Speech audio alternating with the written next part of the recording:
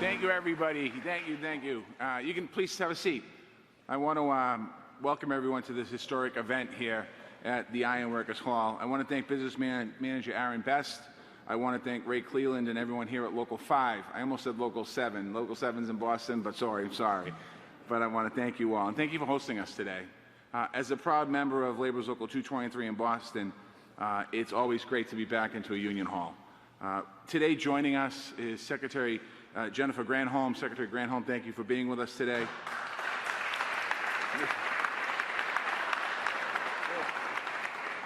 Deputy Defense Secretary Kathleen Hicks, thank you for being with us today. We have a couple members of Congress and also local elected officials. I want to thank you for being with us today. And of course, the President of the United States of America, President Biden, and Vice President Harris, thank you for being with us today.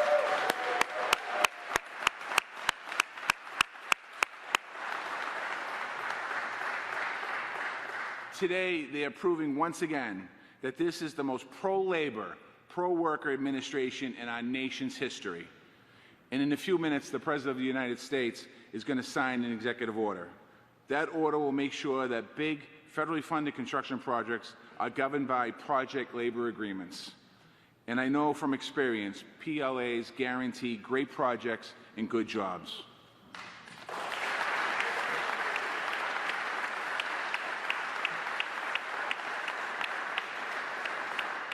When I led the building trades in Boston, I had the honor of negotiating project labor agreements for 35,000 workers. And when I was mayor of Boston, I saw those project labor agreements bring opportunity, equity, and resiliency to our city. PLAs are powerful tools. They protect taxpayers' investments, bringing projects in on time and on budget. They guarantee high-quality results built by the most highly skilled workers in the country, union workers.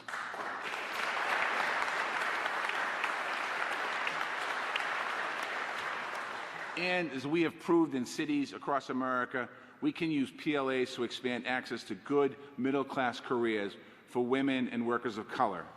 That means a more inclusive economy, and it's a top priority for me as Labor Secretary and for this entire administration.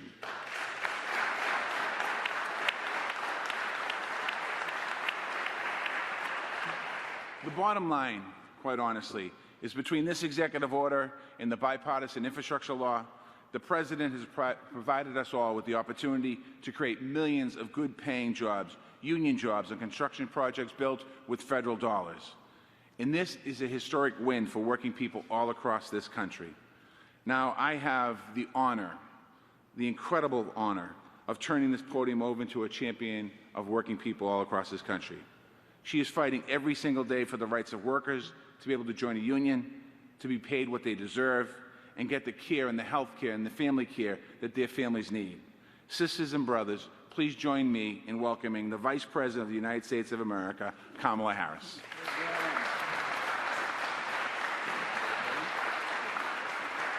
Thank you.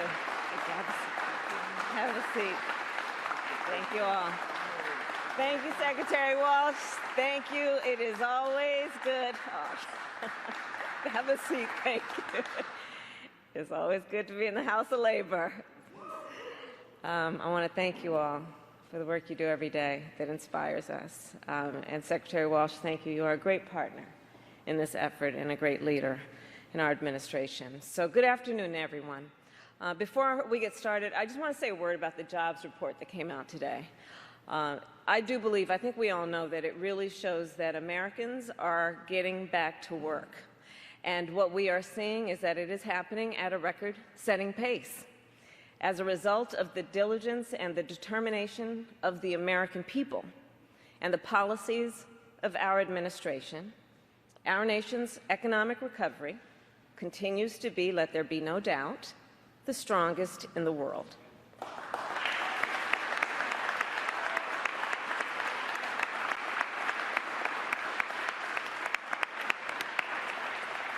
And again, I want to thank Marty Walsh for his introduction and the work you do every day. So it is good to be back also in Prince George's County.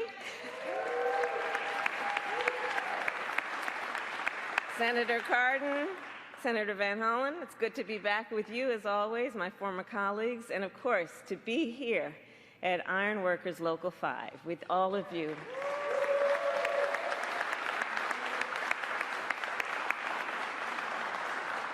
And I know we're all waiting to hear in a moment from one of the greatest friends of union labor workers, President Joe Biden. So I just have a few comments to make. All of the workers gathered here know that our administration will always stand in solidarity with you and with organized labor. It comes from our heart, it comes from our soul. We are unequivocal and clear about the importance of that relationship, not only to us and our administration, but to our country and the working men and women of America. Because we know union workers built our nation.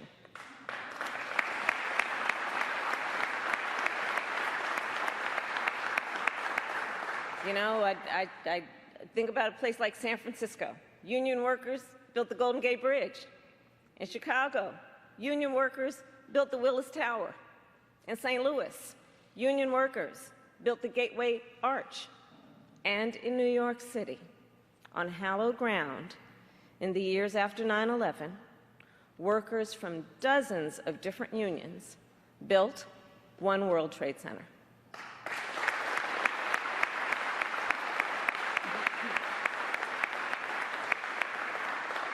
And so the point there being, when our nation needs something to be built right, and those things that, by the way, are recognized throughout the world as the epitome of carpentry, of building, of what we do in terms of the skills that those workers apply, we receive worldwide recognition. So when the United States needs something to be built right, we turn to union workers. And the reason for that is also clear.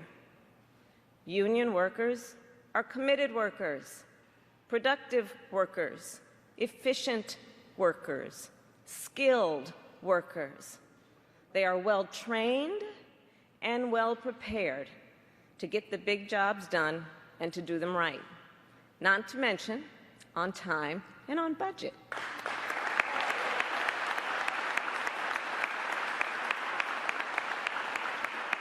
And over the past year, I have visited, as I have for many years in my career, union job sites and worker training centers across our nation.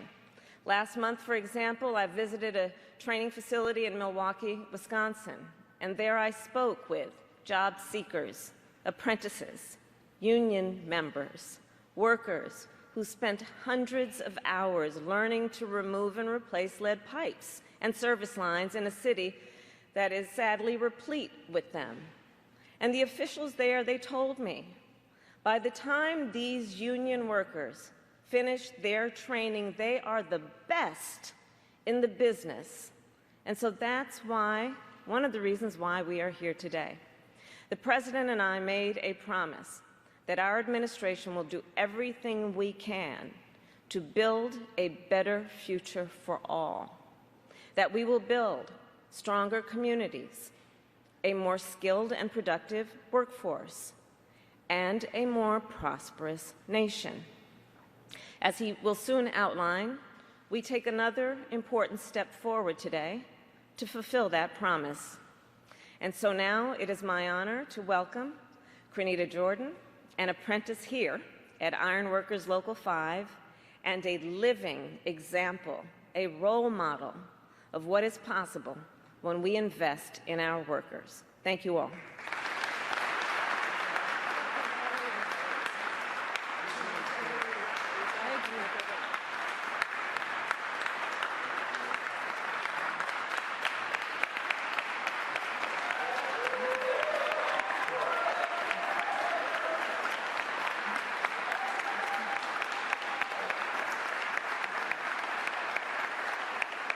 Thank you, everybody. First, I want to say good evening, everybody. My name is Crenita Jordan, and I'm proud to be a fourth-year union apprentice at Local 5 Ironworkers.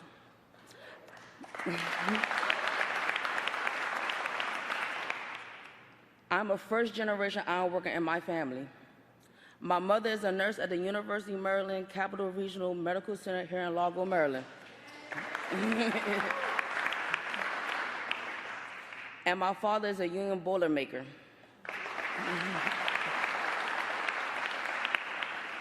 When I started construction, my employer didn't take me seriously because I was a young woman and stuck me in a truck all day. Luckily, an ironworker saw me looking miserable and recommended I apply to this apprenticeship. I did. And before I knew it, I was at the National Ironworker Pre-Apprenticeship Program for Women in California.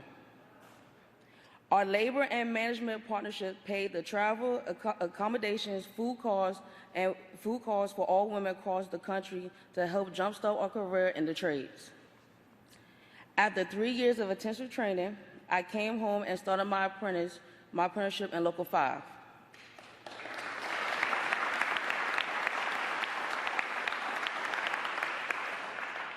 Construction is a career that allows you to self-express. You don't have to hold back your personality. And I love the honest, respectful relationship I have with my crew. I also love the feeling of the achievements. I can walk to the new terminal at Ronald Reagan National Airport and say, I built it.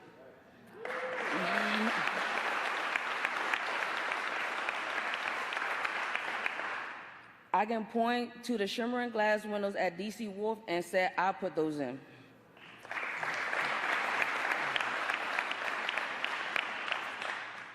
Private sector developers and contractors use project labor agreements because they want their projects built right by skilled workers and apprentices just like me. That's the goal of the executive order that the President will sign here today, to make sure the federal construction projects are completed safely, on time, and under budget. I know companies like Google, Microsoft, Toyota, and others use PLAs for their construction projects, and now the federal government would do the same. Project labor agreement also have a great record for diversity, helping bring in people like me who've been historically pushed out from the construction industry. This order will help our countries build back better with opportunities for all Americans of every race and gender.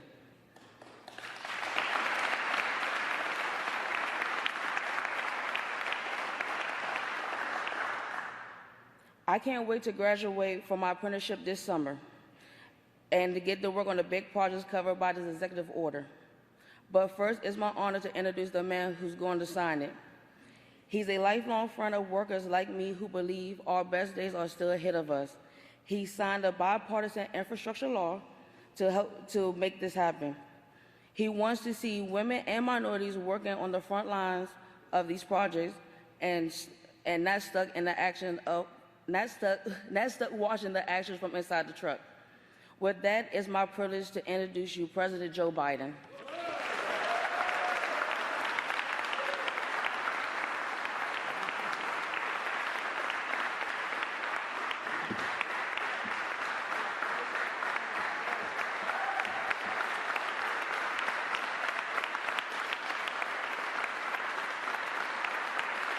That's progress.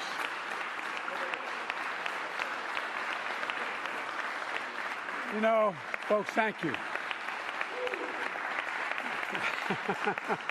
Thank you. Before I begin my somewhat formal remarks, walking in here today and seeing you guys sitting on that beam, first local ever to endorse me was a guy named Tommy Schrank in Ellesmere, Delaware, local ironworkers, and asked me to come out to a site.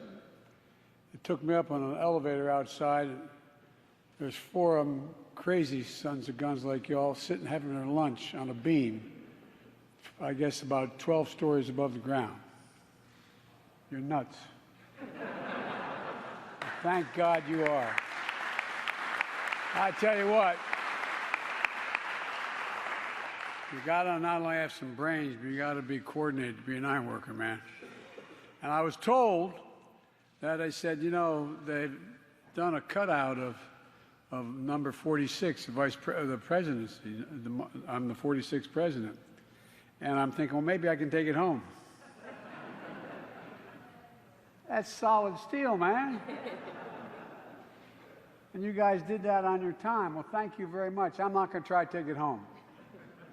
Well, look, folks, it really is, it's an honor to be here, for real. And I want to thank your soon-to-be new, full-blown, full-bore ironworker. Marty's already trying to get her to Boston, but that's another thing I got to warn you about.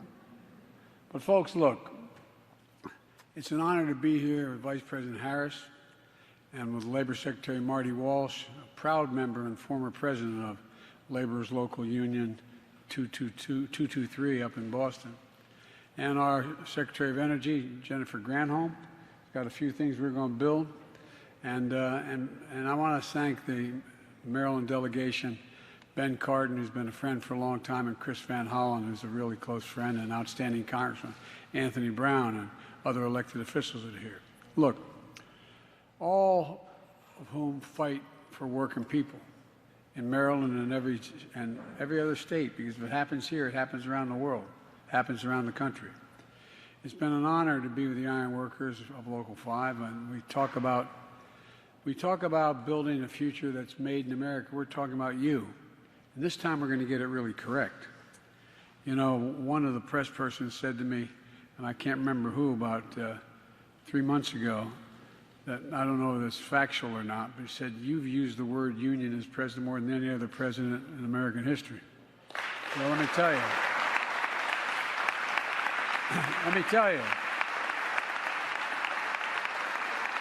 I'm not sure that's true, but I tell you what, I promised you you'd have a union president, and I am, because you're the best. Now, we talk about whether, you know, Wall Street built America. They're good folks in Wall Street. They're not bad folks. They're good people all over the country. I'll tell you who built America, the middle class. And the people who built the middle class are organized labor, unions did. That's not hyperbole. That's a fact. That's a straight fact. And the executive order I'm going to sign today is going to help ensure that we build a better America, we build it right, and we build it on time, and we build it cheaper than it would have been otherwise. You know, the executive order is making sure that federal construction projects get completed on time and under budget, saving taxpayers money, clearing construction zones quickly, and ensuring that everything the federal government signs to contract to build is built to last. You guys really genuinely are the best in the world. That's not hyperbole. It's a fact. To do that, we're using a tool that ironworkers here know very well, called project labor agreements. I know you all know it, but folks who may be watching this may not fully understand it. Simply put, these agreements that contractors, subcontractors, and unions put in place before a construction site gets underway, before the construction begins. They ensure that major projects are handled by well-trained, well-prepared, highly skilled workers. And they ward off problems. They resolve disputes ahead of time, ensuring safer work sites, avoiding disruptions and work stoppages that can cause expensive delays down the line. And that makes a big difference for the American taxpayer, because when big construction projects are completed efficiently and with the highest degree of professionalism, it's good for the American taxpayer. That's not hyperbole, that's a fact. We don't talk about it, though. We don't talk about how y'all save the American taxpayers money. It's good for families who live in those communities all across the country where federal construction projects are being built as I speak. And it means that modernization of your local waterways will get done sooner, won't cost twice as much as expected. And when the next storm comes, the power will more likely stay on and homes and business will be better protected from flooding. It means new air traffic control towers at the local airports will be up and running more quickly, so flights are safer at the airports and more efficient. It means new housing will be built on our military bases will be of the highest quality, which these service members deserve.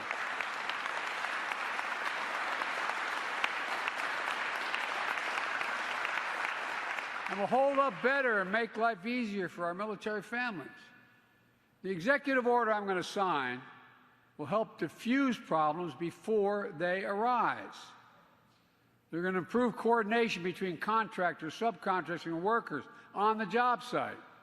It's going to help guarantee a consistent supply of high-quality, highly trained workers.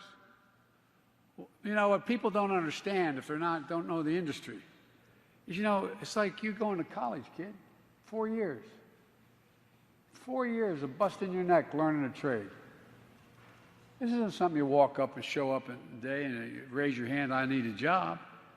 You work like the devil for it. Fortunately, you get paid while you're doing it, you're able to do it. But it is an education, full-blown education you're getting in your trade.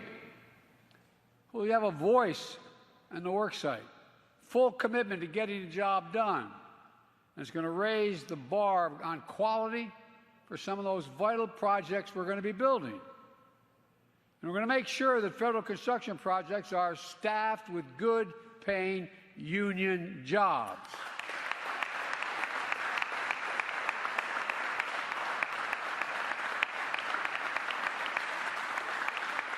One of you actually came up to me today and said, Joe, you said you were going to do that, and you're doing it.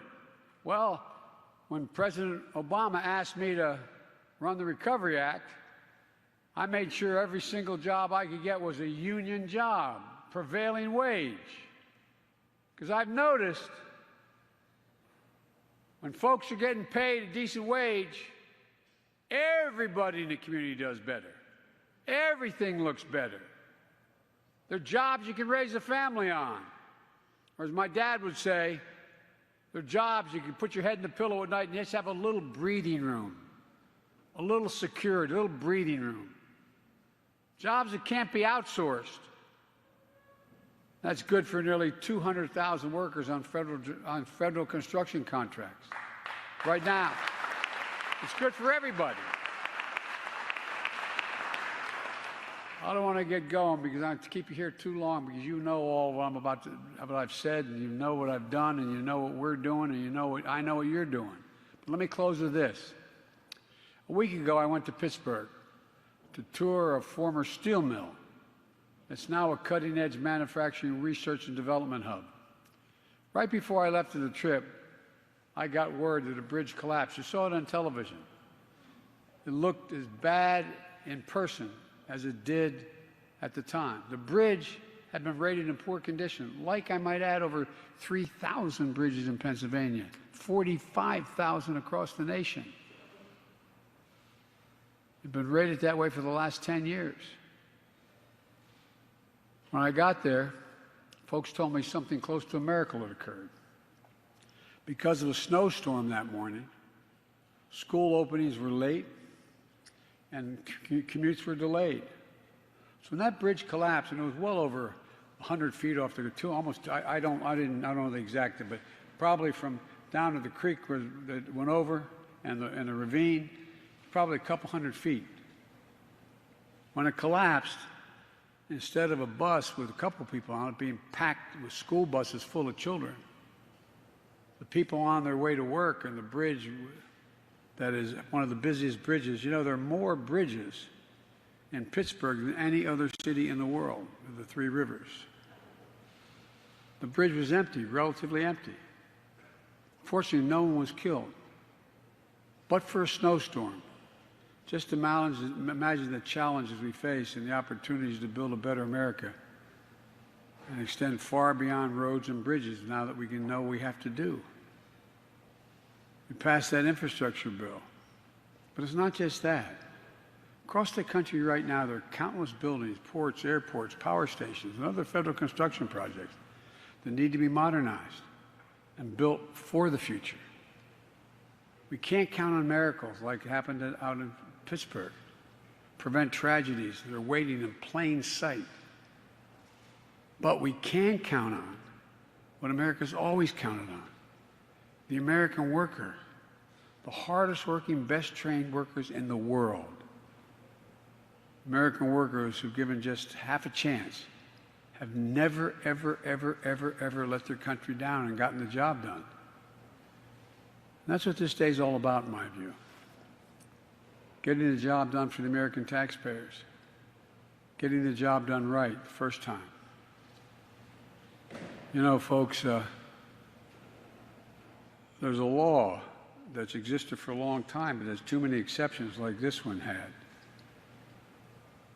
And that is that Buy America. As President of the United States, I award contracts, and I'm now making the case, and we're working, it's one of the reasons those jobs are up, is unless the product I'm purchasing for the American people was made in America and all of its component parts were made in America, we ain't buying it.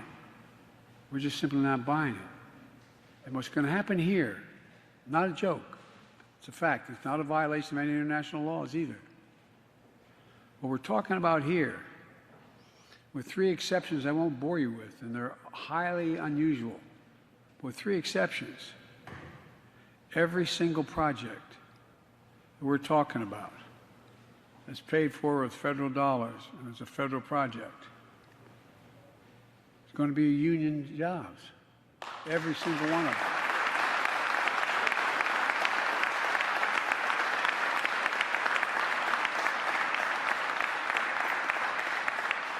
Last time we tried it, there were so many exceptions, I think only 19, 20 jobs. There are going to be thousands of people put to work. Not a joke. I mean, this is serious. And guess what? The American public's going to be safer. And it's going to be cheaper. Cheaper paying the right wage and the right trained people to begin with. Get the job done right and on time. So I'm about to walk over and sign an executive order. It's going to make that happen. And we're going to start once that order is signed. Just remember, it ain't labor, it's unions. Thank you.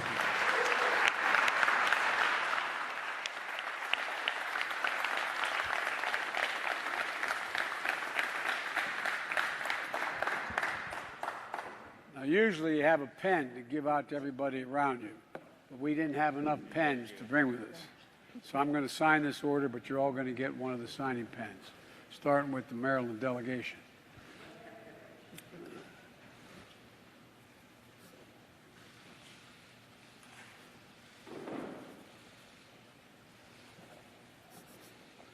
There you go.